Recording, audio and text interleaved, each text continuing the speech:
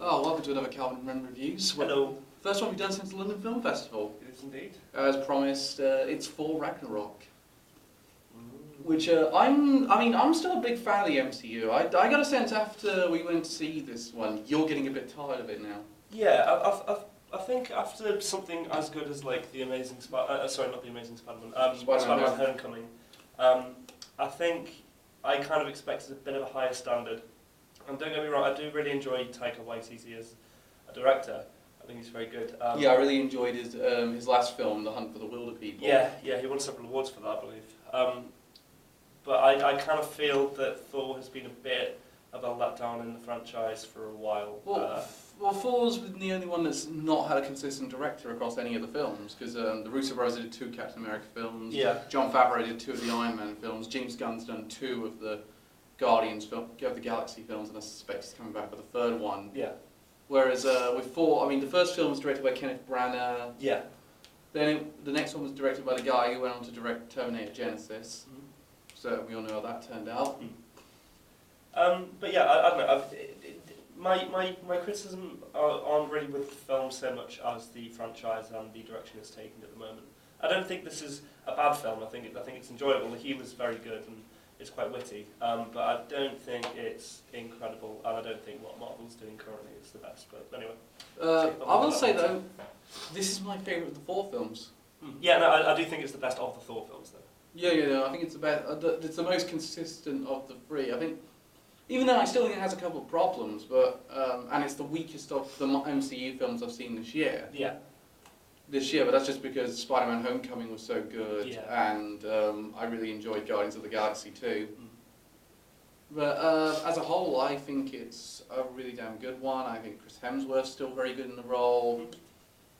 I really like Tessa Thompson as Valkyrie. Yeah, well. Valkyrie was very good. She's an actress I've been following quite a bit. I'm really excited to see where she goes because she's been in a couple of films I've absolutely loved. Like she was really good in a film called Dear White People. Yeah, I wanted to see that. Or not. Yeah, no, seriously, that's a brilliant film. Yeah. And she gives an amazing performance in that film. And she was also gave a really good performance in Creed, which is the Rocky sequel. Yeah. And the one thing I'll say about this film is I feel like this film is trying to do too many plots in too little time. Yeah, there's quite a lot going on. It does end up sort of, I don't know. I mean, it's not Batman v Superman bad in that sense, but no. I mean, for the length, I mean, possibly could have made it a little bit longer, but like, I mean, thinking about the title and the actual events that happen over the course of the film, I'd say Ragnarok, possibly. I mean, I don't know. I think we spent a bit too much time in the Grandmaster's realm. Yeah, there was played by an amazing Jeff Goldblum. Yeah, like I mean, I think Jeff Goldblum is absolutely the best part about that movie. Like absolutely incredible. Because he's Jeff freaking Goldblum. He's so funny in the role. I know a few people have picked up on this, and I think it's the case in the comics. But isn't the Grandmaster related to the Collector? The Grandmaster and the Collector are related in the comics. Yeah, it definitely looks that way in the movie, and you can obviously tell between the character designs between Benicio del Toro and Jeff Goldblum. But yeah, I think he's probably the best part of it. Which is weird, because if you'd said before in casting, we're going to make sure that Jeff Goldblum and Benito are related, I'd be very, very surprised. Yeah. But yeah, no, I do think the film sort of suffered from a few issues with regard to it was spreading itself a little bit too thin in some areas, a bit too thick. I hate to sound like a broken record, but once again, I don't think the villain's that good. Yeah, no, I mean, she's the best of the. Well, okay, apart from Loki, she's the best of the 4 villains. But that means, and she could have. She's the best of 2, then, isn't she? Well, no, there was a villain in Dark World. Yeah, no, that's what I mean. She's like, one of 2. Yeah, well, how do you screw up Christopher Eccleston being a villain? Yeah.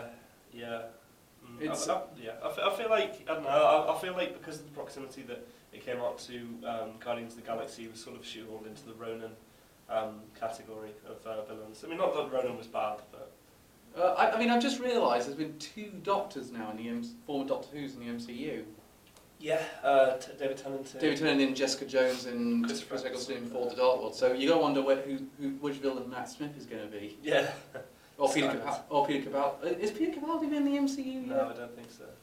It wouldn't surprise me if he did turn up, though. Yeah, that's the one thing about Thor Ragnarok. Don't go in expecting the cast. Sorry. a lot of the cast of the previous films. Natalie Portman. Yeah, she's not in it. Not in it. Just a throwaway line. At least she gets a throwaway line. There's no explanation why Kat Dennings or Stellan Skarsgård aren't in it. Yeah.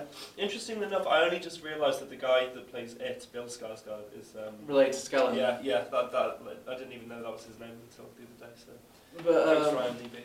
Yeah, no, it's but yeah, I was very surprised Stellan Skarsgård was out this one, considering how much of a prominent role he's had in the MCU up to this point. 'Cause he's been in both the previous 4 films and both of the Avengers films so far. Yeah, interesting. There's not much really. There's not really much building up for Infinity War in this one. As much as I thought this one would be a big build up for Infinity War. Although I remember reading, so I've sort of been lurking on IMDb and reading all of the trivia from it. I do think, spoilers for the end scene. We'll wait till we get to the spoiler warning for that one. Oh, okay. Well, fair enough. Well, yeah. But yeah, no, but the one thing I'll say about this film is, we'll get into what we mean with that one. But there's kind of a bit of a build, but there's not really much of one, because it was a bit of a thing, considering at the end of Age of Ultron, he said he was going off to find the Infinity Stones because he had the Vision in that pool, which took up a load of time in Age of Ultron that was completely unnecessary. So that means it's even more unnecessary, considering it hasn't built to anything. Because one of my big ones with Age of Ultron was they were trying to build towards Phase 3 before they were done with Phase 2. Yeah, and I wouldn't say that there's a real issue with that though. I think that makes sense. I mean, logically. Yeah. I mean, hopefully Infinity War's going to be amazing. Yeah.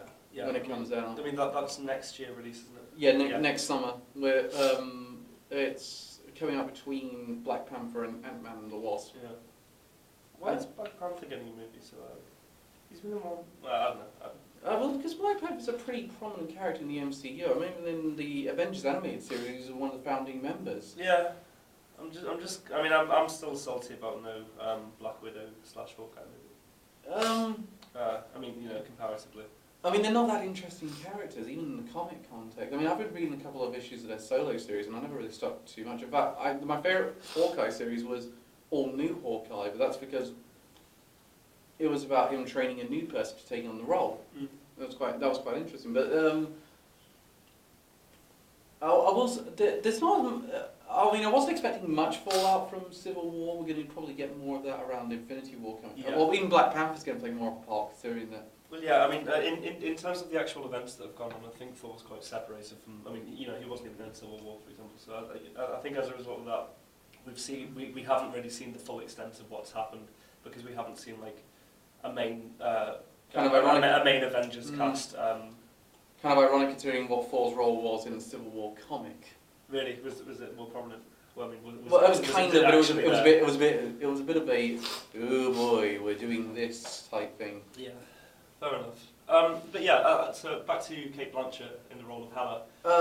She's very good in that role. Yeah, I absolutely love Cate Blanchett as an actress, but I think, I mean, Marvel villains, I said this to you again, Cal, and this is one of my issues with it. Marvel villains, unless they're committed to more than one film, i.e. Loki, what are the ones, let's see, what other Marvel villains have been in more than one film? I suppose Thanos. Yeah, I mean, Thanos isn't really. Yeah, I mean, well, okay. I suppose a couple of the Guardians of the Galaxy villains, like... Well, okay, I think Marvel's issue with one-shot villains is that a lot of the time they don't get the depth that they deserve because they're in just one film. So, like, I mean, Red Skull, again, played by Hugo Weaving, really good. Very good casting. Very good casting, but ultimately felt rather lackluster. I don't know. I think that Cate Blanchett. I think there's a couple that still work. I like Wilson Fisk in Daredevil. Yeah, no. I mean, if we're talking about MCU movies, though. Oh well, it does. Yeah, I mean, Wilson Fisk is fantastically cast. I like Zemo in Civil War. I like the fact they were trying to do a different sort of villain with him. Yeah. Okay. I'd say maybe with the exception of him and Spider-Man: Homecoming. The Vulture. The Vulture's really good because he's a very different kind of villain. Vulture's very good. I think typically characters just fall short and they're very one-dimensional. I think. Well, you got to remember, Spider-Man's always about very street-level crime. Yeah. But I mean, in terms of like Hela, for example, and obviously Loki's had 4 or 5 films worth of development now. Hela is pretty much just she got a mention about 5 minutes before she appeared, and then she appeared, and then she's literally just exactly as described. But the thing is, if she'd had more time on screen, I think she would have been a bit better. Yeah, but that's not the case. I mean, the end result of what we work with is what we got, and I think that she doesn't really fulfil the role as like an effective villain. I think Carl Urban's inclusion in the film is a very odd one because like his role in the film is rather is rather sort of circle jerk. Like he literally is there and then exists for the course of a film, has a completely nonsensical redemption arc because he's a terrible character, and then just dies. Things happen basically. I don't think his spoiler warning. Yeah, sorry, I completely forgot about that. I don't think his inclusion was very. But the thing with that one was, if we're going down was Hela's very different in this than she is in the comic. Really, she's not too off, but in the comic actually she's kind of an anti-hero at this point in time. Yeah, I remember you saying. And she actually joined the Guardians of the Galaxy for a bit of time. I don't know what's happening with that because I know they've Marvel, when last I checked, had discontinued Guardians of the Galaxy, the comic, because they don't know a moneymaker when they see it. Yeah, that's an odd choice.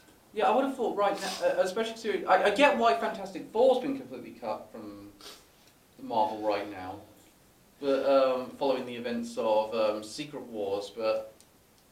But I don't get what Guardians of the Galaxy. In fact, a couple of Fantastic Four members have joined other teams as a result, because the Thing is now in the Guardians of the Galaxy. Oh, sorry. And Human Torch is in the Uncanny Avengers. Alright. I was going to just point out, I realised one of the characters, I think his name is Searcher. No, he's the most massive missed opportunity of the entire film. Yeah, I don't know. He was an interesting character. He really didn't. Played by Clancy Brown. Yeah, Mr. Krabs. That's the point I was going to bring up. And he also plays Lex Luthor in DC animated films. Really? Yeah, no, seriously, he's the voice of Lex Luthor in Superman the Animated Series, Justice League. I guess you've got Mr. Krabs, Lex Luthor, and Searcher. Oh, and he was in season 2 of Daredevil. Was he? Yeah, no, he's the commanding officer for the Punisher. Oh, yeah. Yeah, he's the only person I'm kind of aware of right now who's done dual roles in the MCU, apart from a few cameos. Well, I mean, Ben Affleck. He's both Daredevil and he's not Batman. In the MCU. Oh, in MCU, yeah. As far as I know. What else? It was what do you call it? It's kind of the guy from the principal in Spider-Man. He's meant to be a descendant of one of the characters from Captain America: The First Avenger.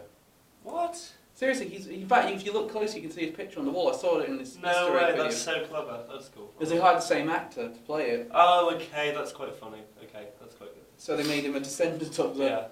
So that being said, since we're now in spoilers, I can say one of the things that did was Surtur. Now Surtur was a big one for me because I watched the Avengers animated series, Earth's Mightiest Heroes, which is a really good animated series for the. It was basically the MCU before the MCU. Surtur was built up big time in the second season. It was like, the second season was going to be done and we're going to get this far, and then the third season we're going to have Surtur as the main villain and the Ragnarok be the big thing for the Avengers to deal with. Yeah. And season 3 never happened. Oh. In fact, there was tons of plot threads that were left unhanging from season 3. Yeah. For season 3, but so I was really bigged up for Surtur, Surtur being in this film, and he's barely in it. Yeah, I mean the thing is, we've had issues of fairly prominent villains and things making appearances and just not having impactful roles. So I mean, Rhino at the end of Amazing Spider-Man 2, Shocker actually in Spider-Man Homecoming, but at least he was a bit more prominent than fucking Surtur. Well, no, I mean he was two different guys, and then one of them was killed instantly, pretty much. Although it was great for that gag. It was a bit of a good guy. I love that gag. So he just goes, "I thought this was the anti-gravity gun. No, that's the one over there." Yeah. I mean, the Marvel again to sort of push other less prominent characters and use them as a bit of a plot point. But I get a sense they're doing that to more expand on the character development of their heroes. I think they lower the villains to expand on the heroes. That's the sense I get. Yeah, but again, I don't. Well, I mean, this was my main issue with Thor, and I think this has been going on for a good while and kind of needs to be addressed. And this is actually kind of fits in line with the expansion of Thor. He's supposed to be this dignified god of Asgard, Lord, god of thunder, and he's just basically a joke character. Like every time he tries to be serious, every time he tries to have some modicum of respect, like majesty or or bravery or status, he just sort of like messes it up and it ends up being a comedy gag. I will say though, I really liked the Stan Lee cameo in this film. Yeah, the Stan Lee cameo was good. It's always like everyone's waiting for it. It's like when he turns up. So let's see. This year he's been hanging out with the Watchers. Yeah. He's been a neighbour in Spider-Man's home, in Queens. Yeah. And now he's cutting the hair. And now he's a hairdresser for Thor. Yeah. Because Chris Hemsworth got tired of wearing the wig. Yeah.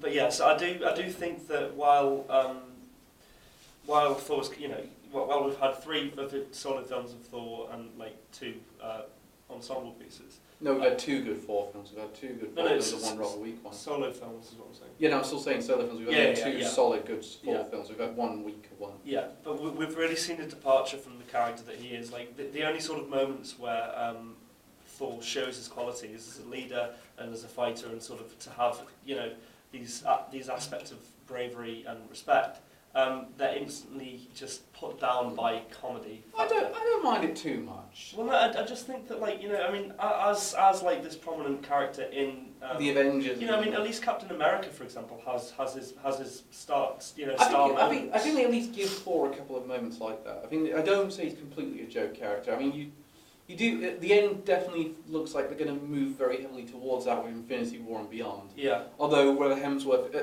is going to stay after Infinity War is another matter, because it looks like kind of most of the prominent characters from this lot. They've all finished their contracts pretty much, haven't they? Yeah. After Avengers 4, they're pretty much all out of their contracts. Yeah. But I do think, I don't know, I think kind of what we've had in, especially the most recent Thor film, I do think this was sort of the director's choice for Chris Hemsworth to... Which characters are getting killed off in Infinity War. Yeah. But I do think that it's an attempt for Taika Waititi to allow Thor, allow Chris Hemsworth to use more of his sort of actual personality in the role. I do think that sort of detracts from the actual character that Thor is, which is supposed to be this brave, majestic character. But actually loses a lot of the respect because a lot of it is just offset by his humour. Yeah, so that's my criticism. And then you got there's 2 post-credit scenes. There's one in the middle, which is kind of a setup for Infinity War and what's going to be happening with Thor and his cast of characters at the beginning of that film. Yeah. So the post-credit scene that I was about to discuss before was it was actually Thanos' ship. Yeah, Thanos' ship appears. Yeah, as well, we should touch on the fact that Ragnarok. Well, basically the end of the film is basically suggesting that there's not much more for there to go with the Thor films, because Asgard has been destroyed. Asgard's gone. Ragnarok happened. Ragnarok. Essentially, the only way to beat Hela was to use Ragnarok. Yeah. So just. Okay, I'll speak about it in a minute, but I have another issue, so go on. No, I still think that was a good strategy, all things considered. It's not stupid. Yeah, no, I think it was a good strategy, but I think it was... I mean, it's not like Superman and Doomsday, where you think that there's a million ways other than sacrificing yourself that you can do to beat Doomsday. Yeah. But when it comes to... so that kind of happens, and then... they're taking off in this ship to sort of find a new Asgard, because Anthony Hopkins doesn't want to be in these films much anymore. He goes pretty quickly. Yeah, but he wasn't even going to be in this one. Supposed to be. He said he didn't want to take part, but ended up. What, he wanted to go in Transformers 5 more than this? Yeah, probably offered them an awful lot. I'm telling you, if he calls Michael Bay a genius one more time, I'm writing his name in the Death Note. Yeah.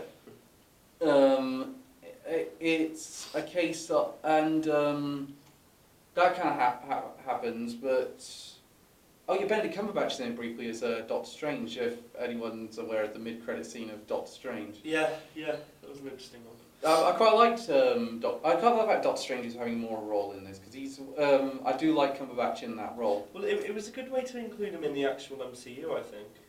Because, again, he hasn't had any contact with anybody. Which is one of the things I quite liked about Doctor Strange, because I like the fact they weren't trying to tie it too far into the MCU. It was like, let's get Doctor Strange done, then we'll introduce him into the MCU. Yeah, because he needs a little bit of a foray into meeting the other characters just before they start. This was a good one. Yeah, I think that was a very good one. Him and his cast are due back for Infinity War. Yes, excited.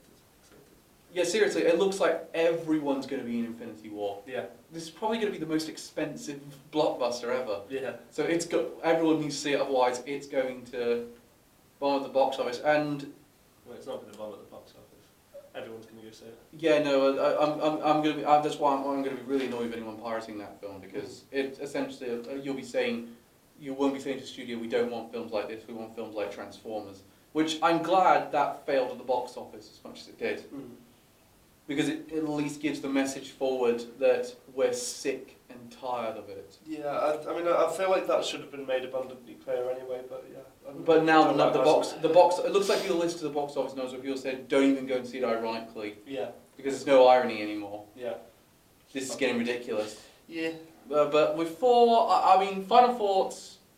Well, I just want to touch on one more. Yeah, touch on one more thing, then we'll get to this is final about the actual. So I feel like I'm really picking apart this film and you calling it shit. It's not. It's no, not my written. Yeah, no, I know. When I was doing my written review, I had the same deal. Yeah. I found I was really nitpicking in a lot of things, and I thought, no, hang on, still think this is the best of the it's not actually bad. It just feels bad because I don't know. I mean, other MCU films have just pushed the boundaries so much. I mean, we had a debate. We had a debate over which was the best Captain America film, because I think it's Civil War and you think it's Winter Soldier. Definitely.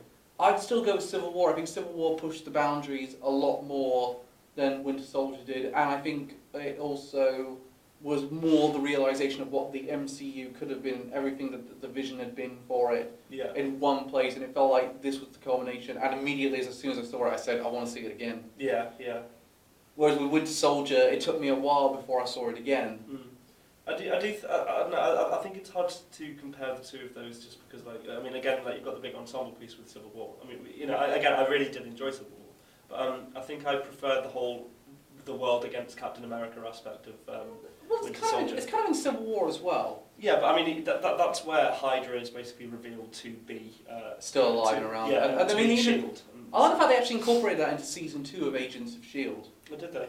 Yeah, because one of the Shield members turned out to be a Hydra sleeper. But yeah, so what was I saying? Oh yeah, so the title of the film, again, like, Ragnarok, and it's basically meant to be about the whole aspect of Ragnarok. They sort of forget about it until like the last 10 minutes of the film, where they're like, oh yeah, there's that prophecy that was supposed to happen, and then basically Thor goes and makes Ragnarok happen. And like it's sort of left because he knows that he can't beat Hela, but Surtur can. Yeah, I mean, and this ties in with what you said before about too much of the film maybe taking place in the Gladiator planet, because Ragnarok is it describes the destruction of Asgard and the gods and it could have been so much better than it was, but because at the end of it was just like, oh yeah, this was supposed to happen.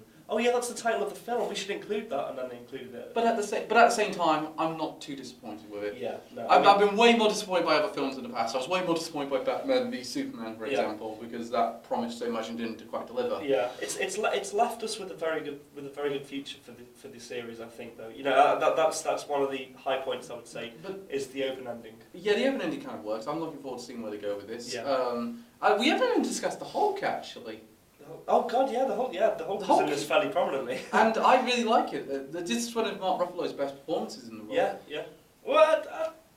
I said one of his best. I didn't say his best. Yeah. I still think he was better in both the Avengers films, but I still think it's on quite on a level with those films. I think he does a pretty good job in the role. I like the fact he's able to separate Bruce Banner and the Hulk very well. Yeah. Especially considering he's the first actor to play both roles. Yeah, I believe so.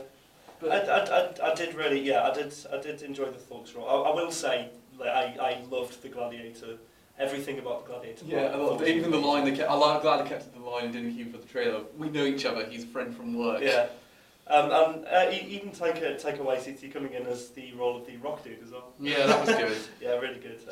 Final thoughts. Shall we get final thoughts? Go and see. Which is your favourite MCU film from this year? Oh, Amazing Spider-Man without competition. Yeah, I'm going to go Amazing Spider-Man as well. But did you prefer it to Wonder Woman? No, I think Wonder Woman pushed the boundary more. Yeah, Wonder Woman was better in my opinion as well. I think this film outdoes Guardians of the Galaxy 2. I wasn't as much of a fan. I'll disagree with you on that one. I think Guardians of the Galaxy 2 outdid this film. I mean, I'll have to rewatch both of them to really get my thoughts straight on it. But but we could. I would say watch it because it's a component of the MCU. I wouldn't say it's got that. Well, actually, it probably has rewatch value as well. Let's see. What would you? Go on, you go first. I think it's a really, really good film. I think it's the best of the 4 films. Yeah. I even think you actually say go and see it in 3D. Because, it was really good in 3D. Because it's got some really good 3D effects, and not the ones where they just did it for the 3D because it's post-conversion. Yeah. So, but it's really proper, damn good. I really, really liked it, and I think the MCU's on a roll this year. Mm. Because if this is the weakest film of the year, of the 3 films, and it's still really good, then you've got to imagine that they've done a really good job of it. There's always going to be a weakest film. Yeah. In that one. I mean, next year, next year we got 3 amazing films. I'm really excited about it. I think you should go and see it in cinemas. Mm. I'll go see. I would say go and see it in cinema. And then own it as soon as it comes out on DVD. I think this is worth having in your collection. I would not go that far. I'd just say go and see it in the cinema again because it's an MCU component. There are good parts and bad parts, most of which we covered. Yeah.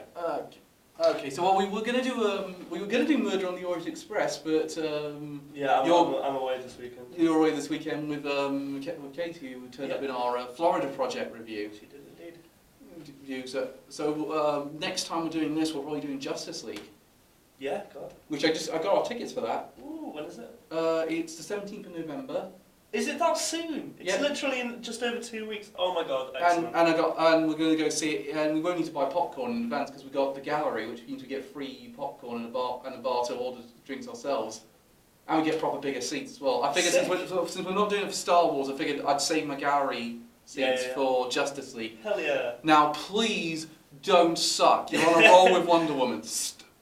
Joss Whedon, please fix Zack Snyder's work. Do us a favour. Please, just thank you very much for watching. Please like, share, subscribe, and Twitter. follow us on Twitter. We're down there. We're down there. Hello, description box. How are you doing today? We'll see you next time for Justice League. Goodbye.